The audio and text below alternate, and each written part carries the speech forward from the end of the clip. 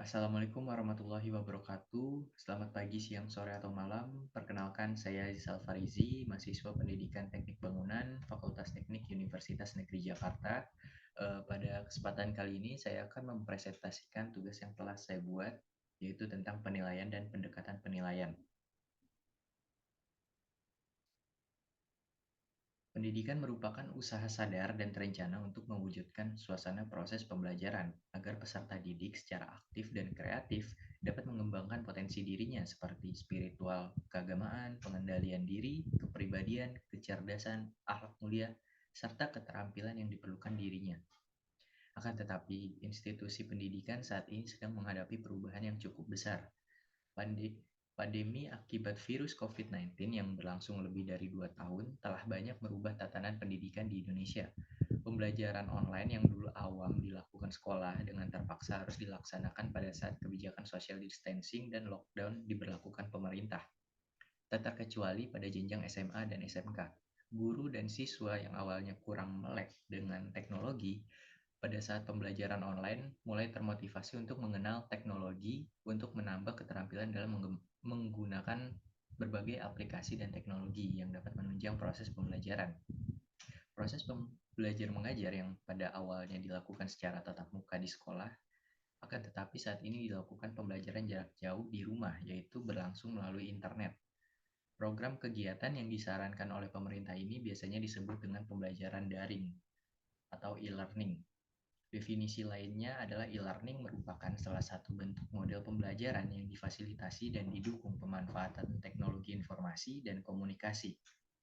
E-learning mempunyai ciri-ciri antara lain yang pertama, memiliki konten yang relevan, tujuan pembelajaran. Yang kedua, menggunakan metode instruksional, misalnya penyajian contoh dan latihan untuk meningkatkan pembelajaran. Yang ketiga, menggunakan elemen-elemen media seperti kata-kata dan gambar-gambar untuk menyampaikan materi pembelajaran. Yang keempat, memungkinkan pembelajaran langsung berpusat pada pengajar atau didesain untuk pembelajaran mandiri. Yang kelima, membangun pemahaman dan keterampilan yang terkait dengan tujuan pembelajaran baik secara perseorang atau meningkatkan kinerja pembelajaran kelompok. Seiring perkembangan ilmu dan teknologi, media pembelajaran yang digunakan semakin canggih dalam proses belajar mengajar. Media adalah alat yang digunakan untuk menyampaikan pesan dan informasi dari orang yang memberi pesan kepada orang yang menerima pesan tersebut. Media berfungsi sebagai alat penghubung agar pesan yang akan disampaikan sampai kepada orang yang dituju. Media pembelajaran adalah semua benda atau alat yang digunakan untuk menyampaikan materi pembelajaran kepada siswa. Berhasil tidaknya proses pembelajaran yang dilakukan dipengaruhi oleh dua hal, yaitu metode yang digunakan dan penggunaan media pembelajaran. Yang pada implementasinya banyak media yang tersedia dan dapat digunakan sebagai media pembelajaran oleh sekolah seperti Ruang Guru, Google Form, LMS, Moodle, YouTube, Google Classroom, video conference seperti Google Meet dan Zoom, lalu Quizzes, dan juga WhatsApp Group. Di sisi lain, ada pula lembaga pendidikan yang menggunakan aplikasi karya sendiri. Namun, apakah semua itu efektif? Efektivitas secara umum adalah keadaan yang menunjukkan tingkat keberhasilan atau pencapaian suatu tujuan yang diukur dengan kualitas, kuantitas, dan waktu sesuai dengan yang telah direncanakan sebelumnya. Menurut Supardi, pembelajaran efektif adalah kombinasi yang tersusun meliputi manusiawi, material, fasilitas, perlengkapan, dan prosedur yang diarahkan untuk mengubah perilaku manusia ke arah yang positif dan lebih baik sesuai dengan potensi dan perbedaan yang dimiliki siswa untuk mencapai tujuan pembelajarannya yang telah ditetapkan.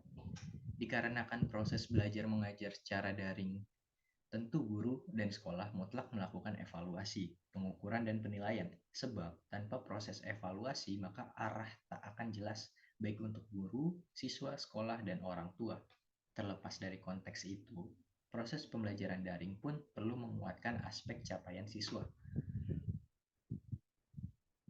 Pelaksanaan evaluasi ialah inti dari pelaksanaan pendidikan dan suatu keharusan untuk dilakukan, serta menjadi catatan penting guna memetakan capaian siswa pada proses pembelajaran dan memperoleh feedback baik bagi siswa. Berdasarkan hasil analisis penelitian bahwa penelitian tentang evaluasi pelaksanaan pembelajaran daring selama pandemi COVID-19 belum dilakukan secara komprehensif dan kritis dengan objek utamanya ialah guru, siswa, dan orang tua di sekolah baik tingkat SD atau MI, SMP atau MTS, SMA atau MA, ataupun SMK oleh peneliti di Indonesia. Salah satu penelitian yang telah dilakukan oleh peneliti di Indonesia dengan desain penelitian library research dengan sumber data dari buku, jurnal, karya ilmiah, dan juga dokumen-dokumen lain, yakni Ahmad pada tahun 2020, menunjukkan bahwa beberapa model asesmen yang dapat diterapkan dalam proses pembelajaran jarak jauh diantaranya ialah penilaian berbasis daring, penilaian portofolio, dan penilaian diri atau self-assessment. Berdasarkan hasil penelitian tersebut, dapat dianalisis bahwa lebih fokus kepada desain dan model asesmen, dan peneliti tersebut lebih condong memaknai konsep tanpa melihat dan mengidentifikasikan kondisi dan situasi hari ini, yaitu COVID-19. Penelitian relevan yang dirujuk lebih dominan pada asesmen yang digunakan pada konteks pembelajaran tatap muka. Oleh karena itu, maka dalam hal ini ialah perlu diteliti eksplorasi sistem pelaksanaan evaluasi pembelajaran di sekolah pada masa COVID-19, yaitu di Kota Bima. Untuk itu, rumusan masalahnya ialah bagaimana sistem pelaksanaan evaluasi pembelajaran di sekolah pada masa pandemi COVID-19 di Bima beserta problem yang dihadapinya. Berdasarkan hasil wawancara yang telah dilakukan di sekolah dengan sumber datanya 30 orang responden bahwa secara umum pelaksanaan pembelajaran selama masa pandemi COVID-19 dilakukan dengan 3 cara, yaitu yang pertama daring, yang kedua luring atau tatap muka dengan kelas shift, dan yang ketiga kolaborasi antara daring dan luring. Berikut di sini adalah beberapa hasil wawancara yang telah dilakukan. Lalu kesimpulan yang didapatkan dari penelitian di atas adalah berdasarkan hasil dan pembahasan, maka dalam penelitian ini dapat disimpulkan bahwa sistem pelaksanaan evaluasi pembelajaran selama pandemi COVID-19 dilaksanakan sesuai dengan kesiapan dan kemampuan guru di era teknologi dan belum mengarahkan pada output yang jelas. Sedangkan selama melaksanakan evaluasi pembelajaran di masa pandemi COVID-19 ini, guru dihadapkan dengan berbagai masalah, antara lain desain instrumen masih dirasa kebingungan oleh guru, partisipasi siswa rendah, keaktifan siswa lemah, pemahaman siswa terhadap soal kurang, soal tanpa penjelasan, kuota internet lemah, skill guru, siswa dan orang tua lemah, dan lainnya.